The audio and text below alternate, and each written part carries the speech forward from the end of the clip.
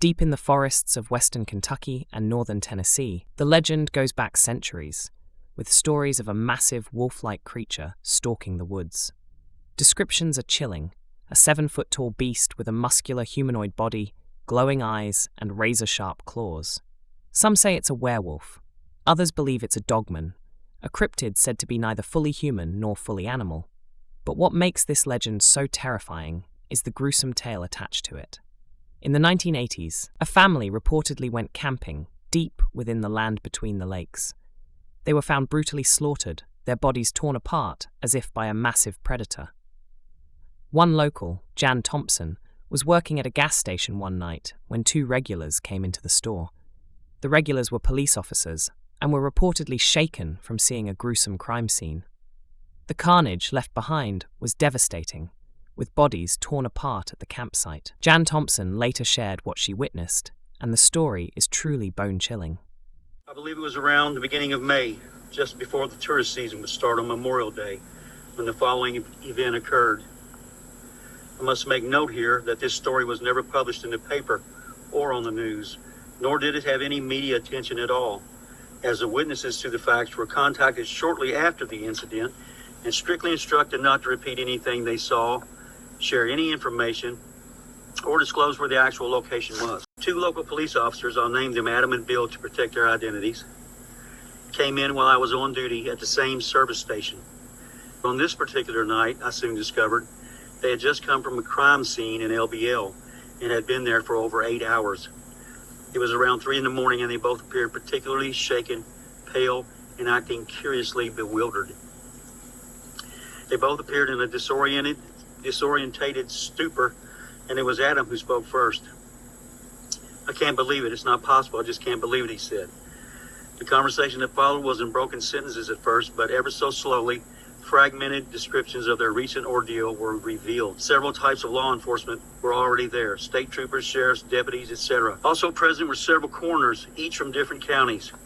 A young married couple that was camping in the area had discovered the scene and reported it to authorities from a payphone in Grand Rivers. They had only given directions to the crime scene and their names, the officer said. They had flat out refused to return to the LBL area. A motorhome was discovered with one of its doors hanging by one hinge, along with bloody handprints along the metal outside walls. Ripped and bloody clothing and the remains of 3 bodies were also found on the property. The gouging wounds found in what remained of the bodies were made by thick, long claws, and the deep teeth and bite marks were made from long incisors along with a large snout, according to one of the first examining coroners. The rake marks in the flesh were made up of 4 distinctive long strokes with an additional smaller digit stroke, like that from a thumb, and the span was much wider than that of a man's handprint. The theories that a bear, wolf, mountain lion, or coyote could have done the damage were dismissed, as the injuries were clearly made by much larger animals. Bears are not native to the area. Along with all the evidence collected, there was also found a clump of long gray and brown hairs in the hand of one of the victims. From the clothing that was examined inside the camper, the authorities presumed that the victims had been a family consisting of a father, mother, a young boy, and a young girl. Yet there was one body missing, that of the little girl. It was Adam that inadvertently discovered her, up high, dangling from a tree positioned on a limb. Parts of her body had been leisurely eaten. Some of the same long gray and brown hairs were found sticking in the bark of the tree near her body. About a month after this incident, Adam and Bill stopped by during one of the midnight shifts I was working. They seemed to have aged quite a bit, with streaks of gray in their hair and beards, which had not been there before. Their faces showed signs of stress. They told me in confidence that they got word that the test results from the hair samples and saliva taken from the bite marks came back with an unknown origin of species, and that the closest animal they compared them to was that of a Canis lupus, a wolf.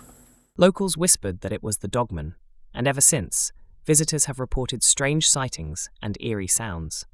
Hikers and campers claim to hear growling, footsteps, and even guttural howls that pierce the silence of the night. Some have even seen large, shadowy figures darting between the trees. Skeptics argue that the dogman is nothing more than folklore, born from fear and imagination. But believers point to eyewitness accounts, mysterious animal attacks, and the unsettling energy that lingers in the area. One eyewitness described seeing a creature with the head of a wolf, standing on two legs, staring at me with glowing yellow eyes.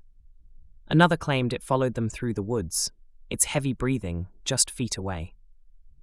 Whether the dogman is a creature of the wild, a figment of the imagination, or something far more sinister, the land between the lakes continues to be a place shrouded in mystery.